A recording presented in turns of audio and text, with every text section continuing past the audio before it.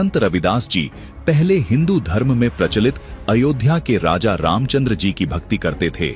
बाद में उन्होंने कबीर परमेश्वर जी से आदि सनातन ज्ञान को ठीक से समझा तथा समझने के बाद संत रविदास जी हिंदू धर्म में होने वाली देवी देवताओं की पूजा को त्याग कर आदि सनातन धर्म की आदि राम यानी परम अक्षर ब्रह्म की भक्ति साधना करने लगे थे।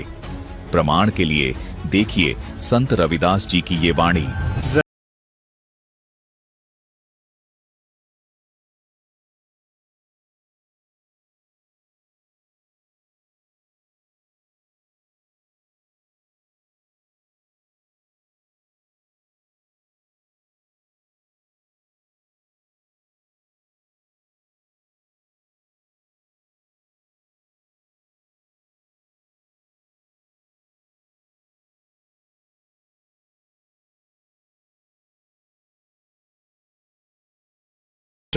संत रविदास जी की इस वाणी से ये स्पष्ट हो जाता है कि संत रविदास जी ने हिंदू धर्म को त्याग कर बाद में आदि सनातन धर्म अपना लिया था और फिर कबीर परमेश्वर जी तथा संत रविदास जी ने इस जातिवाद के किले को 15वीं सदी से तोड़ना शुरू कर दिया था।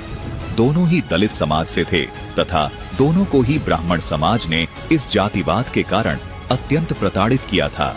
आदि सनातनी भक्ति से तथा यथार्थ अध्यात्म ज्ञान से इन दोनों ने उन विद्वान माने जाने वाले ब्राह्मण व पंडितों के छक्के छुड़ा दिए थे, जिन्होंने पाखंड तथा जातिवाद का जहर घोल रखा था, जिन्होंने रिद्धि सिद्धि दिखाकर केवल झूठी महिमा बनाई हुई थी।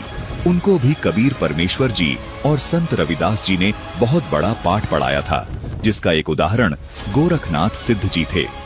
कबीर परमात्मा जी ने अपने ज्ञान व अपनी शक्ति से गोरखनाथ जी को उनकी औकात दिखा दी थी।